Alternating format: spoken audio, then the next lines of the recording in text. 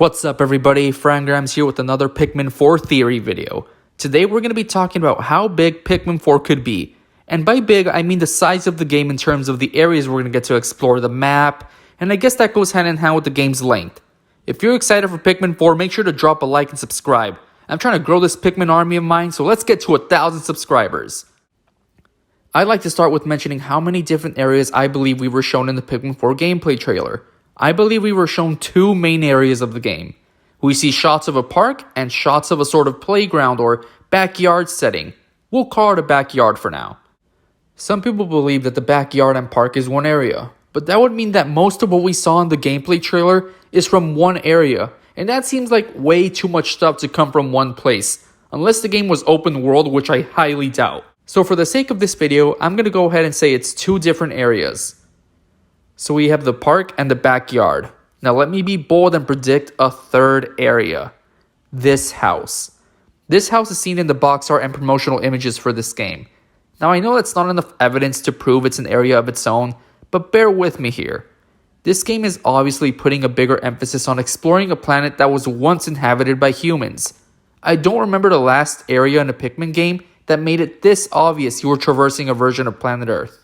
Sure, we have plenty of references to humans in past Pikmin games, but I feel like Nintendo is really hammering in the fact that we are traversing human terrain in this game.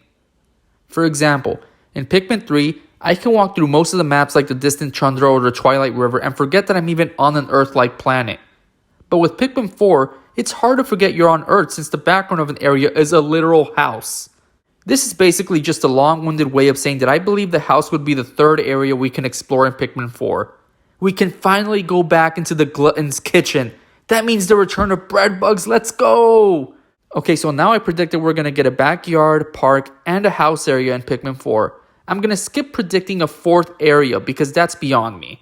And yes, I'm placing my bets that we're going to have a minimum of 4 areas in this game, if not just 4 areas. Once again, if we take a look at the patterns in past Pikmin games, we only explore 4 main areas, excluding the Formidable Oak since it's just the final boss arena. In my opinion, not only does 4 areas in the game seem realistic, but it also makes the most sense to me. After taking a close look at the trailer, you may notice these little pink rings scattered around parts of the map. Many people have speculated that these rings mark different landing locations you can choose. If this is true, this would be the first time you can choose exactly where to land on an area in a Pikmin game. I don't think I need to say why that makes sense for a game like this. And if this is true, that can also mean that we get a decent sized areas if Nintendo deemed it was necessary to be able to choose where to land in them. Now onto the caves. No words can describe how happy I am that caves are back, but I'm going to lower my expectations a bit when it comes to how long they will be. If there are sub-levels to the caves, then I would bet that Nintendo made them shorter to avoid people being annoyed by the repetitive cave system. Or another possibility is that maybe each main area of the game has its own large interconnected cave system. That would basically get rid of sublevels if Nintendo went that route. This theory is also supported by the fact that there seems to be pink rings in the caves too, which if you remember from early in the video are possible indicators of where your ship can land, or in this case, the little pod of your ship. So with that being said, I guess you can say Pikmin 4 has the potential to be one of the more balanced Pikmin games out there in terms of length and map size.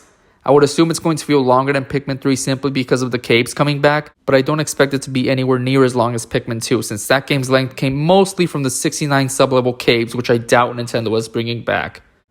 Alright everybody, that was it for this video. Make sure to drop a like and subscribe if you enjoyed, and also make sure to comment down below your theories on Pikmin 4 and how big it could be. Thanks again for watching.